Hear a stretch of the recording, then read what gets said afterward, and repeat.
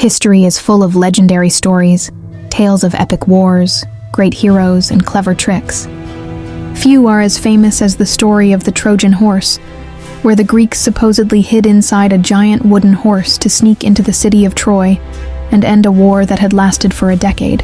For centuries, people have debated, was it just a myth, or was there a kernel of truth behind it?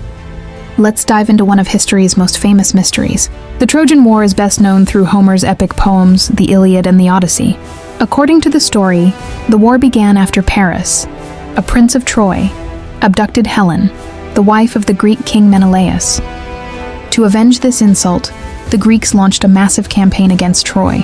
The war dragged on for 10 long years, with countless heroes and countless deaths, until finally, the Greeks devised a cunning plan: the Trojan Horse. In the traditional tale, the Greeks pretended to give up. They built a massive wooden horse, hollow inside, and left it outside the gates of Troy as an offering. The Greeks then sailed away, or at least appeared to. The Trojans, believing their enemies had finally retreated, pulled the horse into their city as a trophy. That night, while Troy slept, the Greek soldiers hidden inside the horse climbed out, opened the city gates, and let the rest of their army in. By morning, Troy was burning. It's a dramatic story, and one that has inspired art, literature, and even modern phrases like Trojan Horse in computer security. But here's the real question: did it actually happen that way?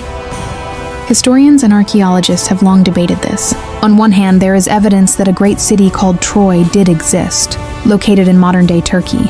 Excavations at Hisarlik have revealed the remains of a wealthy city that was destroyed around the right time, roughly 12th or 13th century BCE. So Troy was real, and it was destroyed. But did the Greeks really wheel in a giant wooden horse? Some scholars believe the horse was never meant to be taken literally. Instead, it may have been a metaphor, a poetic way of describing a different kind of weapon or tactic. For example, in ancient times, siege engines, huge wooden towers or battering rams, were sometimes given animal names. It's possible that the horse was actually a massive siege machine, nicknamed the Horse by Greek soldiers, that allowed them to breach Troy's defenses. Over time, the story may have transformed into the myth we know today. Another interpretation is that the Trojan horse represented a natural disaster or an earthquake. In Greek mythology, the god Poseidon was associated both with horses and with earthquakes. Some historians suggest the horse was a symbolic way of saying that Troy's walls were brought down by an earthquake, not by trickery. Later poets might have turned this into a more dramatic tale of warriors hiding inside a giant wooden statue.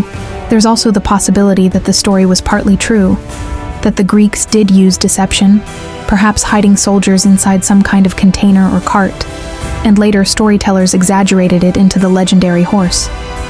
After all, history is full of clever tricks used in warfare. Why not here? Regardless of the exact truth, the story of the Trojan horse endures because it captures something timeless: the idea that intelligence can triumph where brute force fails. The Greeks could not win through 10 years of battle, but through cunning, they achieved victory. Whether it was a wooden statue, a siege machine, or simply a powerful metaphor, the Trojan horse reminds us of the creativity and deception that have always played a role in human conflict. So was the Trojan horse real? We may never know for sure. But the ruins of Troy remind us that behind the myths, there was a real city, real people, and real destruction. The legend, whether literal or symbolic, points to a truth at the heart of history: that sometimes the most unbelievable stories are rooted in reality,